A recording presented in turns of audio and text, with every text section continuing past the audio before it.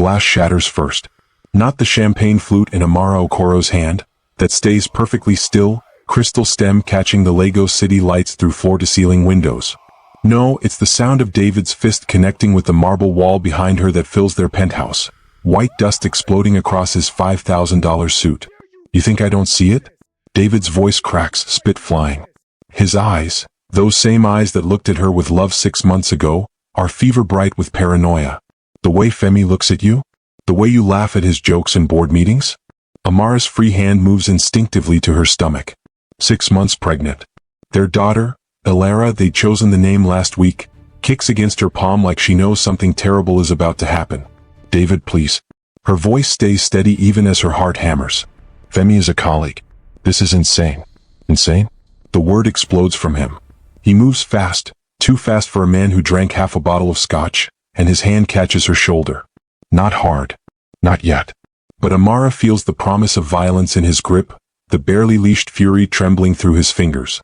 Let go of me. 3 words. Quiet as prayer, hard as diamonds. David's laugh is ugly. Or what? You'll run to Femi? You'll.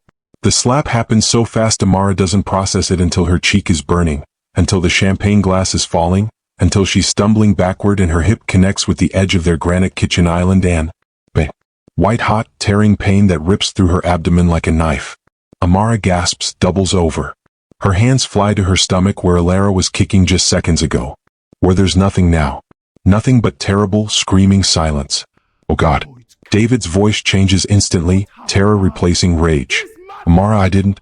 But she can't hear him over the roaring in her ears, over the wetness she feels spreading down her thighs, over the single thought that drowns out everything else. My baby. My baby. My baby. The floor rushes up to meet her. Lagos University Teaching Hospital, 6 hours later. Amara wakes to fluorescent lights and the steady beep of monitors. A doctor, young, exhausted, stands at the foot of her bed with a chart and an expression Amara recognizes instantly. That look means death. Mrs. Adejo. The doctor's voice is gentle, rehearsed for delivering devastation. I'm so sorry. The placental abruption was severe. The trauma caused, we did everything we could, but... My baby. Amara's voice sounds foreign. Where's my baby? The silence that follows is the loudest sound Amara has ever heard. She didn't survive. I'm so sorry. We lost Elara. Elara. The name they'd chosen. The nursery they'd painted yellow. The tiny clothes folded in drawers. The future that existed just this morning. Gone. Amara screamed tears through the hospital room. The doctor rushes forward, but Amara is already folding in on herself, hands clutching her deflated stomach where her daughter should be, where nothing remains but emptiness and ache. David appears in the doorway. Face ravaged with tears, eyes bloodshot. Amara. He moves toward her. Baby, I'm so sorry, I didn't mean. Get out. The words come from somewhere deep and primal. Somewhere that will never forgive. Get out. Security drags him from the room. His sobs echo down the hallway. But Amara doesn't cry again.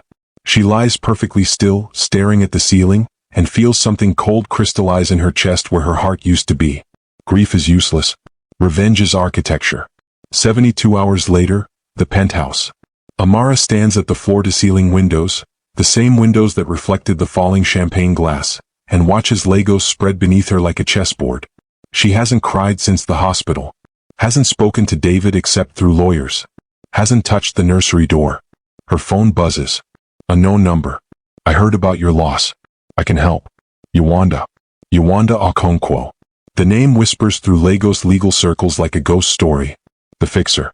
The lawyer who destroys lives for sport and charges millions for the privilege. Amara's thumbs move across the screen. When can we meet? Response immediate. Tomorrow. 2 p.m. Come alone. Bring everything.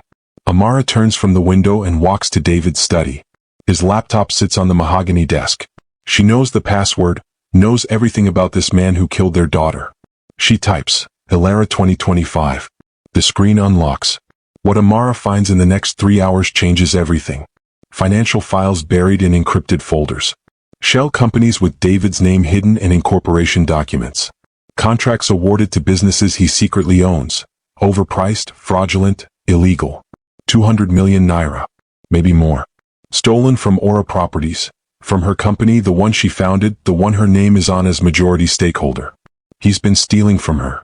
Amara's laugh cracks through the silent study like a whip. Oh, David, you gave me exactly what I need. Yewanda Okonkwo's office occupies the top floor of a Victoria Island skyscraper that Amara designed 3 years ago. Beautiful work. Yewanda gestures at the windows, Amara's signature design. She's 50s, sharp and Alexander McQueen, with eyes that have seen every variation of human cruelty. Amara sits back straight despite exhaustion carved into her bones. Yewanda opens the folder Amara provided. Financial documents, medical records, police reports. Silence stretches. Outside, Lagos sprawls in afternoon haze. Finally, Yewanda looks up. You want him destroyed. Not a question. A statement. Yes. Amara's voice doesn't waver. Tell me what you're thinking. Amara outlines the plan that's been building since the hospital. David's paranoid. Obsessively jealous. It's been escalating for months. He's convinced I'm having an affair with Femi Adebayo, our primary investor. Completely fabricated? Completely. But David's paranoia makes it real to him, so we make it real to everyone else. Yewanda leans forward. Explain. We create evidence. Staged photos, anonymous tips, social media breadcrumbs. We make David's paranoid delusion look justified while simultaneously making him look unhinged. We destroy his credibility and reputation simultaneously, while using the financial crimes to remove him from Aura Properties. I'm majority stakeholder. My name is on every founding document. With evidence of his fraud, the board will vote him out. I already have the votes, 4-1. Yewanda studies her. You've thought this through. I'm an architect. I think everything through. This will take months. Resources. Money. Amara pulls out a second folder. Bank statements, investment portfolios. Everything she's been quietly building separately from their joint finances. Yewanda's expression shifts to something like respect. You're more prepared than most clients I see 6 months into divorce. I'm not interested in divorce. Amara's voice could freeze blood. I'm interested in annihilation. Financial, social, professional, psychological. She meets Yewanda's eyes. I want David Adejo to understand what it feels like to lose everything. Silence falls like a guillotine. What you're describing is war. Yes, it will consume you, change you. I already don't like who I've become, Amara says quietly. I became someone whose baby died because I ignored warning signs. Now I'll become someone who doesn't make those mistakes again. Yewanda pulls out a contract. My retainer is 5 million naira. I don't lose cases and I don't do mercy. Once we start, we finish it. Good. Amara pulls out her checkbook. Neither do I. If you're invested in Amara's journey, if you want to see how this carefully constructed revenge unfolds, hit subscribe now. Because what happens next will change everything. The psychological warfare has only just begun, and David Adejo has no idea what's coming for him. 2 weeks later, Amara sits across from Chidinma, early 30s, struggling Nollywood actress, desperately in need of money. 2 million naira, Amara says. For 3 weeks of work. Chidinma's eyes widen. What kind of work? You'll play the role of David Adejo's mistress. Silence. Amara explains carefully. Nothing illegal, just suggestive. Strategic. Chidinma will appear at locations David frequents. Send gifts to his office with unsigned cards. Make calls that go unanswered but show up on bills. Create a paper trail of an affair that doesn't exist. What? Chidinma asks. Because my husband needs to understand what false accusations feel like. It's not the whole truth, but it's enough. Chidinma takes the job. David's office at Aura Properties gleams with glass and chrome, Amara's design, back when they were partners. Now she watches from the floor below as confusion, then anger, then paranoia play across his face. Another gift arrived this morning. Expensive watch. No card. The receptionist's expression as she delivered it was priceless. Exactly what Amara orchestrated. David's phone rings. He checks caller ID, frowns, declines. Chidinma's number. 5th call this week. All unanswered, all logged, all creating a pattern. Amara's phone buzzes. Yewanda, board meeting set for next Thursday. Financial audit complete. We have everything. Perfect timing. David's phone rings again. His number. Amara doesn't answer. She listens to his voicemail. Amara, please. I know you hate me. But something's happening. Someone's sending gifts, calling me. I think someone's trying to frame me. I need your help. Please. The message cuts off. Amara deletes it. Oh, David. No one's framing you. They're just making sure everyone sees what you actually did. Annual gala at Eco Hotel. 500 attendees from Nigeria's business elite. Amara arrives alone, white dress cutting like a blade. She's lost weight, grief will do that, but she wears it like armor. David's across the ballroom. He sees her. Freezes. They haven't been in the same room since the hospital. Amara watches him start toward her, watches desperate apology forming on his lips, and then she turns deliberately away, toward Femi Adebayo. Amara. Femi's surprise is genuine. I wasn't sure you'd come. I'm so sorry about. Thank you. She cuts him off gently, touches his arm, laughs at something he says, leans in close enough that anyone watching, and people are watching, might think they're intimate. They're not. Femi is married, faithful, completely unaware he's a prop in Amara's production. But David doesn't know that. From across the ballroom, David's face transforms. Recognition. Fury. He starts toward them. Perfect. Amara times it precisely. Just as David closes the distance, she excuses herself and glides toward the ladies' room. David follows, intercepts her in the hallway. What the hell was that? His voice is low, dangerous. Conversation with a colleague. Amara's voice could cut diamonds. Remember those? People you don't assault? David flinches. Amara, please. You know nothing. She steps closer. You destroyed our marriage. Killed our daughter. And now you're what? Still paranoid about Femi? I saw you touching him. I touched his arm during conversation. Normal human interaction. People are watching now. Gala attendees in the hallway, champagne flutes paused, eyes sharp with gossip. Amara planned this too. You're unwell, David. Loud enough for the audience. You need help. Professional help. I need my wife back.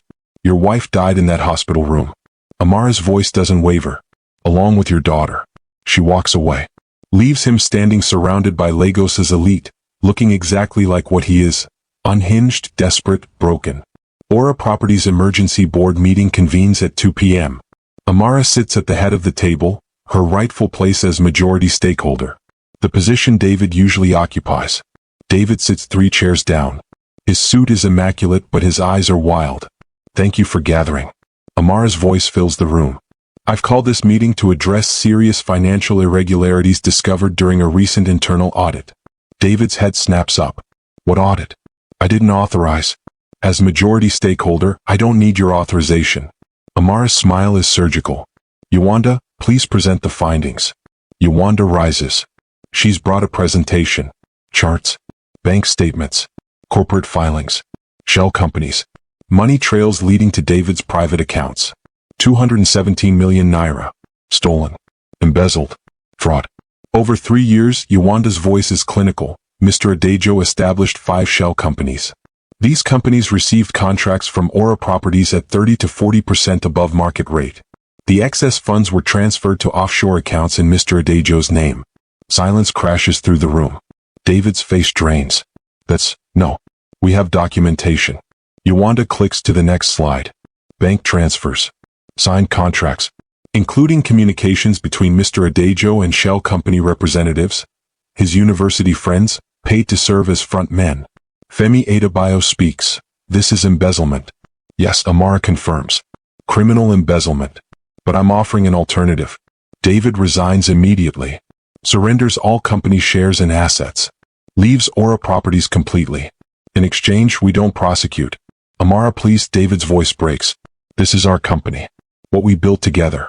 What I built. The correction is ice. My name is on the founding documents. My designs won the contracts. My reputation brought investors. You were my partner, David. Past tense. Because of the baby. His voice drops. You're doing this because of Elara. The room goes silent. Amara meets his eyes. I'm doing this because you're a thief. The fact that you're also a murderer is separate. It was an accident. The abuse wasn't an accident. The paranoia wasn't an accident. The violence that killed our daughter wasn't an accident. It was the inevitable result of your choices. Amara's voice could freeze blood. Just like this is the inevitable result of your financial crimes. She turns to the board. All in favor of David Adejo's immediate removal as CEO and chairman, with full forfeiture of shares and assets? For hands rise. Only David stays down. Motion carries. Amara's smile is razors. Security will escort you from the building. New address? David's voice is hollow. You're no longer living in our penthouse. Restraining order was filed this morning. David stares. Really stares. And for the first time he understands. This isn't fixable. This is the end.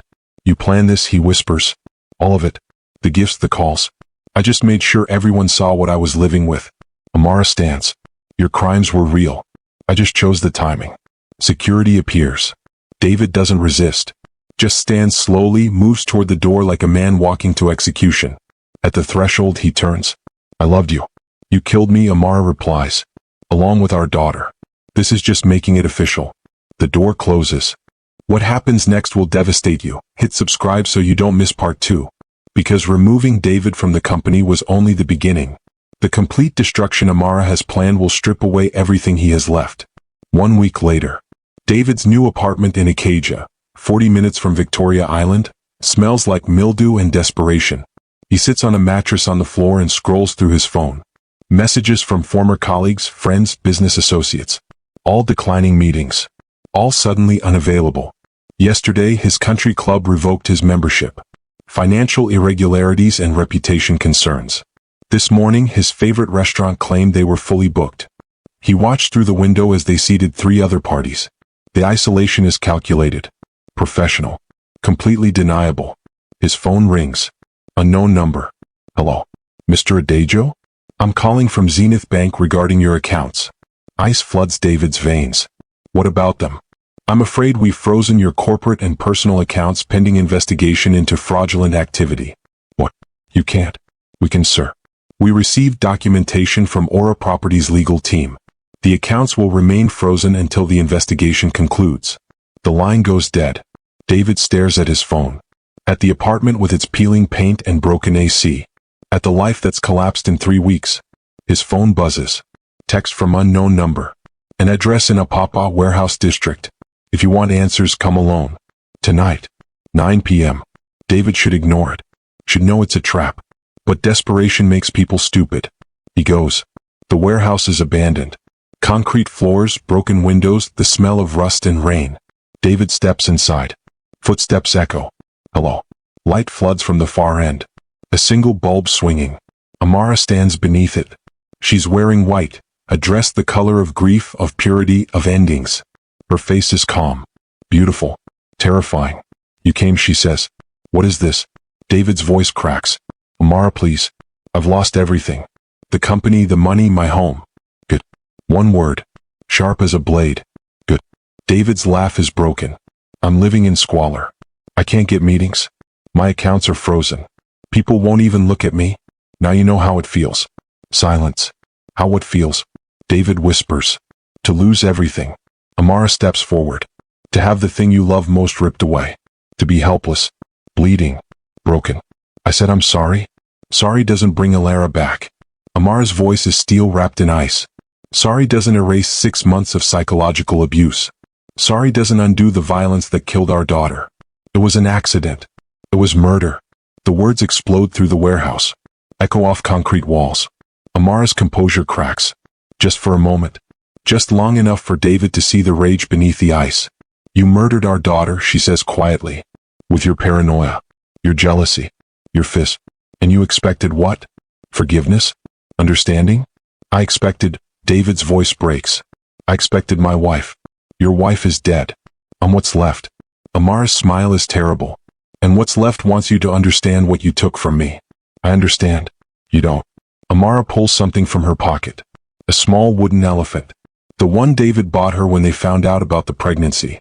The one that was supposed to go in Elara's nursery. This was supposed to be hers, Amara says. This was supposed to sit on her shelf while she slept. While she grew. While she lived. She drops it.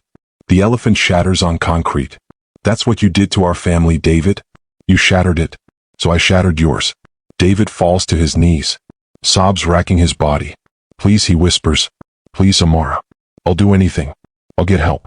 Oh, there's nothing left to do. Amara's voice is final. You're bankrupt. Blacklisted. Alone. Just like you made me feel every day for 6 months before you killed our daughter. She turns toward the door. Amara, wait. She doesn't wait. Doesn't look back. Just walks into the Lagos night, leaving David kneeling in broken wood and broken promises. Outside, rain begins to fall. Amara tilts her face to the sky. Lets it wash over her.